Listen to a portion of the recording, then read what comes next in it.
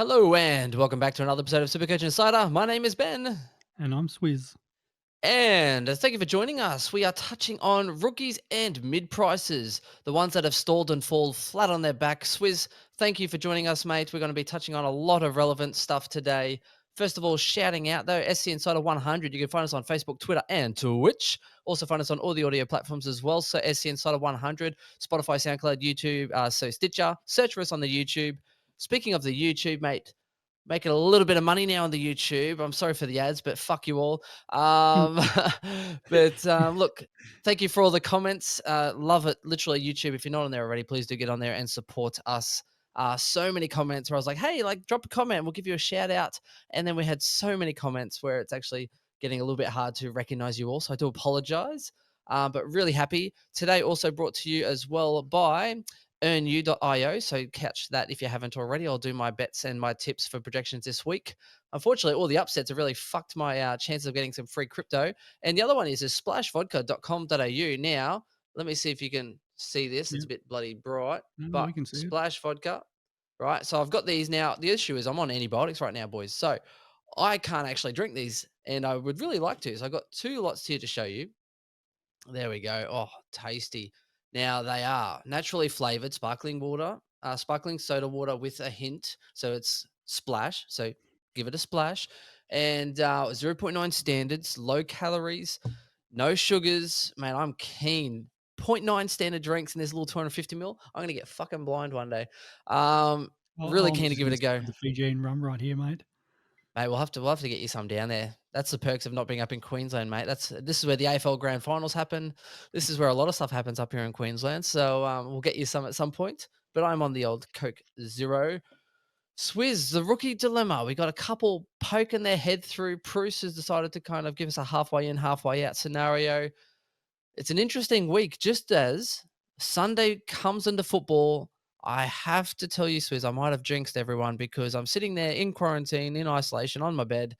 Sunday afternoon, the Suns are about to play, and I was going, "Fuck, this is kind of nice." We haven't had a premium get injured or anything like that, and I'm sitting there in my mind. I was like, "Oh fuck, what's the chances?" And then next minute, Cripps out, burnt a lot of people, including yours truly, Swizzman, and fucking anarchy. And now it's like, well, what do we do? So this recording will be in a couple parts. We're going to do rookies and mid prices, so we can. That's probably one of the main things that people are asking about. And then I'll try and get our man Chriso on the line. Obviously, he can't come here. I'm still in isolation. I'm on antibiotics. Apparently, I have a respiratory infection, so I'm still considered dangerous. So I am not allowed to leave the house yet, even though it's day 8 today, motherfuckers. Um, Anyway, and then Chris and I will talk about the primos. So Cripps, Butters, Grundy, Whitfield, Ridley, Ryan, what to do with the ones that aren't performing, and also the ones that we're looking at. So Lloyd, Clary, Track, Zorko, Duncan. I don't know why I threw Duncan in there, but I'm Don't looking know at why him. you threw Zorko in Uh, there, but yeah, or looking DPP maybe, or just cheap price, mate. I love a cheap price, but also people looking at Pendles. Also with bloody, I can't even think of his name anymore. I'll see about getting him on my side. Bloody the Doherty, those kind of guys. So we'll split it up that way. But stay tuned for each part of the series. Swizz, how are we doing, my man? What are you thinking about this week? What are the rookies presenting? Who's in the shit list? Who do we need to talk about first? that's a good question, mate.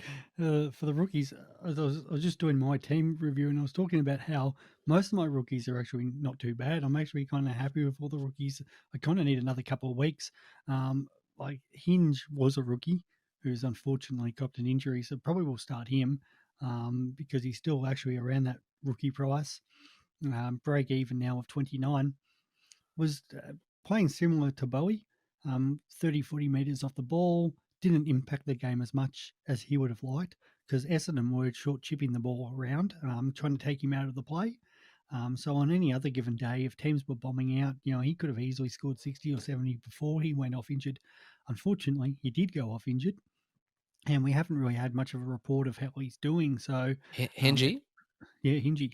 Yeah, they said it was a stinger, so he's in line to probably play this week. So no real damage. I think it was just a bit of a stinger, and he couldn't perform his duties, which is basically a way to say that he couldn't play the way we wanted him to play. So they subbed him off. He is in line to play this week. Whether he gets up or not, I guess we will wait and see. But Hinch has been extremely impressive before that point. The good news is that he did so well previously that is, yeah, like you said, his break even is now sitting at 29. So either way, Hinge is a hold for me. He got like an 80 and a 90 before that. So 84 and 91 before that. So I think realistically, it's just one that you might have to hold for a bit more. He was on the wing a bit, started pushing back into that back flank a little bit more as well. And he's super hard working. So I think Hinge is the least of your issues at the moment. If you have him, you have to hold Swizz. He's one of the more traded out guys at the moment. I think he's No, the don't second do most it. traded out player.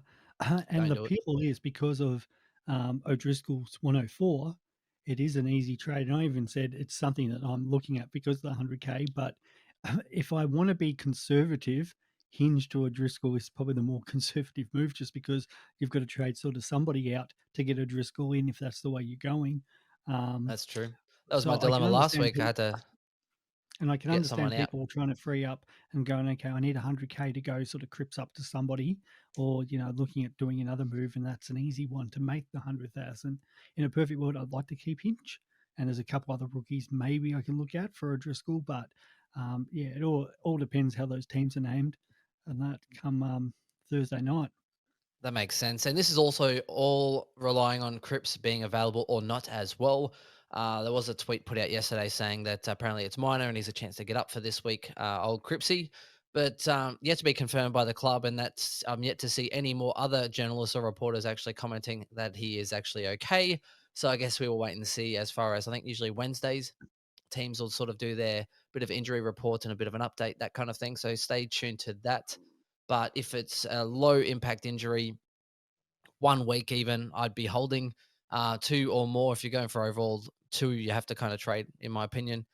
Even one, sometimes you kind of just bite the bullet. But considering he's highly owned, if it's only a week, I think most people will definitely hold strong and true and hold him. Unless you're Swizz and you think, well, fuck this guy, he's got a dodgy hamstring now. But do you have Aaron Hall, or are you considering bringing Aaron Hall though? Because he I've already actually got it. tore his hamstring. I've already got Aaron Hall. Yeah, so you might as well But keep bloody Cripps then. You're talking about not trusting Cripps because he's had a little bit of a tight hamstring, whereas Aaron Hall like ripped it off the bone and then still came back in and you Aaron picked Hall him. hasn't burnt me, mate.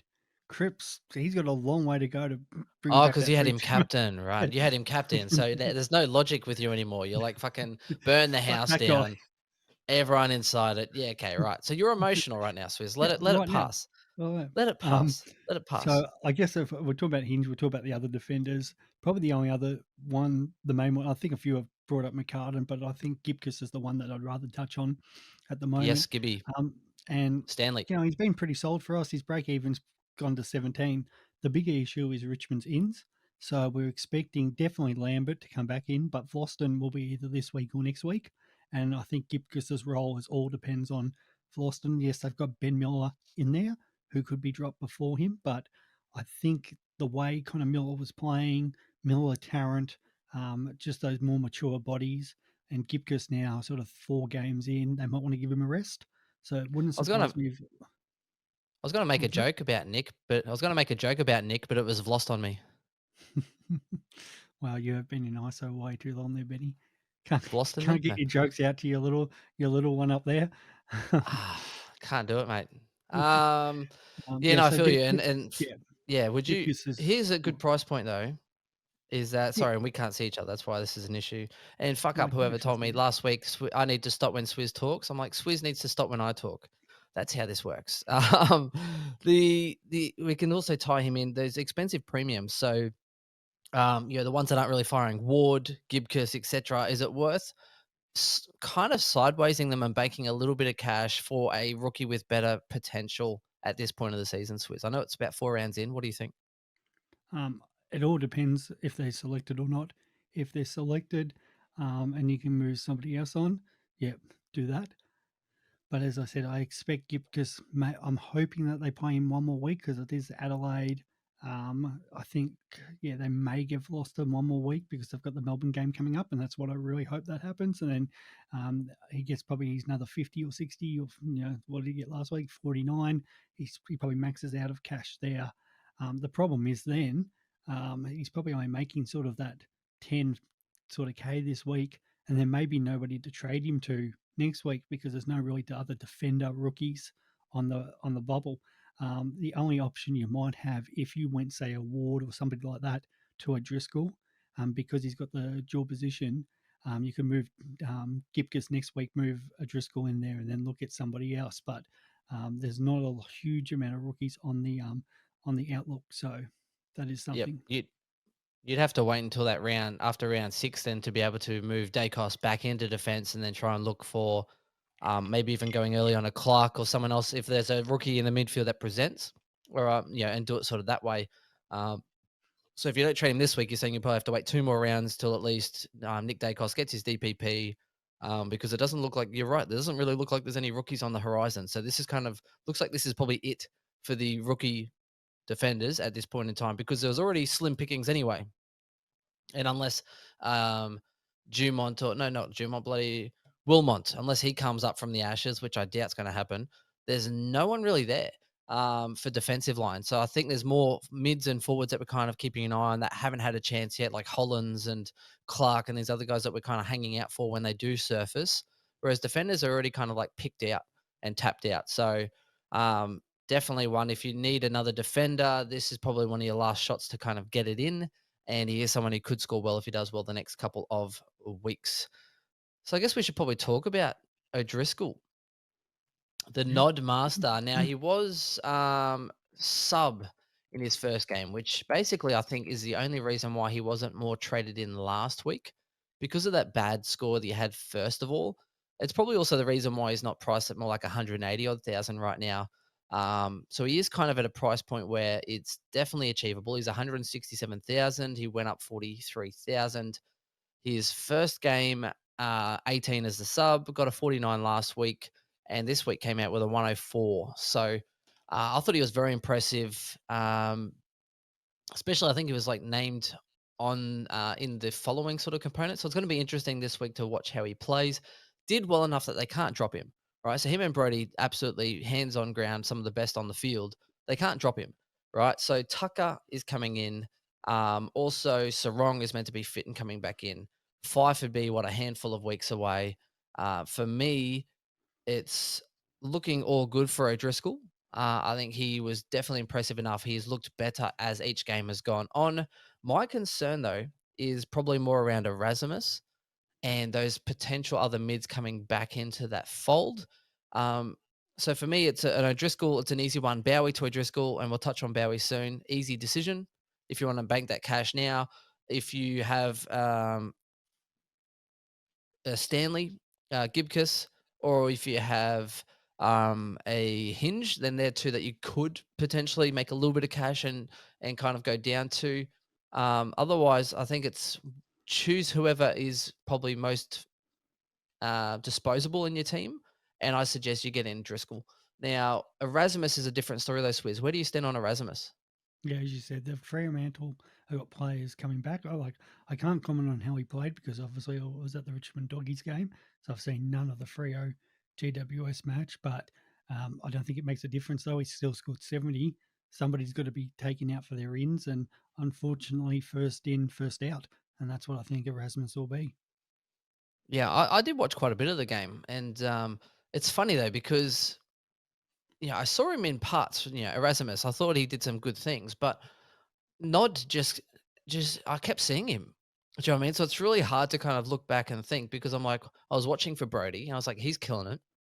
Erasmus I saw and I thought he did some good stuff, but it wasn't like screaming pick me, as far as fantasy goes. So it's like did enough, but again, those two ins that are likely to come in this week, even if he does get named with them in the side, I think it still impacts that potential, and he probably ends up fizzling out your 50s and 60s. And we've already got enough of those in our side at the moment. So he's an expensive price, 166,000 as well. And for me, because he doesn't have that 100 in his cycle and he hasn't looked as good, I wouldn't be bringing in a $166,000 player Yeah, as a rule of thumb anyway. When you're upgrading, you want to be trying to get in the hundreds or the $120,000 players. Yeah, you want to maximize cash, not go spend another 160,000 on someone unless it's someone like an O'Driscoll who looks like they are going to make a lot of money. yeah, and they picked a Driscoll before they picked Erasmus, which just shows that they had more faith in a Driscoll coming in. Erasmus will get his chance at some point, but yeah, with the players that they've coming in, it's just Yeah, unfortunate. There's not enough spots for him to keep up his role. So keep up his spot in the 22. So could possibly drop out as the sub this week, but could completely miss out altogether. So yeah, if he was 102K, I'd be having a different discussion with you, but not at his price. So unfortunately, that's a no to Erasmus, but definitely a yes to a Driscoll. Yep, I hope that answers your question there, Mono, on the YouTube. Touching on a couple other little relevant rookie side of things here, Swizz. Now, Dixon was definitely one people considering either not getting on or were thinking about even dumping. But with the news that Nick Nat Nui is out and he is gone for like 12 weeks, half a season, right? He's 164,000. Now, if you don't have Hugh Dixon, is it too late to jump on? Now, he was very impressive. He was the second ruck because I think Williams was had COVID. I thought his effort was excellent. I thought he was everywhere. He scored a 96, and that was even giving away like a couple of free kicks in the ruck. So I thought he was very impressive the week just gone. And if anything, it actually shored up his spot in this team, even with Nick Nat if he was playing. Do you just have to get on him now, Swizz? Yeah, Like Dixon. it's a great question, mate. I was sitting at the London Tavern with the Painies, Rolly and Tony. Big shout out to those boys, and watching Dixon absolutely dominate on the TV before we headed off to the Richmond game. Yeah, Nick Nat out for 2 to 3 months, so that shores up all his job security and his role as well. Yeah, Bailey Williams, and I think Chris was saying this the other day, looked really shit as the first ruck, but at the same time still scored 78 because rucks walk on the ground and score 78, 80. So I think they could split their times because Williams is a bit more athletic, and could see Dixon definitely spending sort of 50, 40% of the time in the ruck, um, helping out Williams because I've just got no other choice. So he's definitely going to be a great one. A couple of people asked me about Williams and thoughts and that at 218K, which I don't Yep. mind, but I prefer Dixon at 160K. And Dixon's already got that 96 in his cycle. So if you, for whatever reason, don't have him, yes, because he's definitely playing second ruck. And God help us or God help West Coast if anything happens to Williams, because it will be Dixon playing first ruck. So if you've got some if you've got some ruckman playing West Coast in the next few weeks, you might stick the VC or the C on them because they've got nothing in there. But definitely Dixon, yeah, like all it's going to be is you're using a trade and 60,000 missing out on Yep. 60,000 that everybody Swizz, else has. tell everyone about Prusy and how upset you are that he got dropped, and also the prospects on how he's a must-have, especially if you have English and these other boys. Give me a sec. Mate, I was so wrapped that Prusy got dropped. Well, not dropped because it get rubbed out, because it would have forced my hand this week to bring him in, which gives me an extra week. As Ben steps out of the room there. So I think Bruce will be our biggest discussion point next week. For those who don't have him, a few have already got him sitting there at R3 or have moved English forward this week.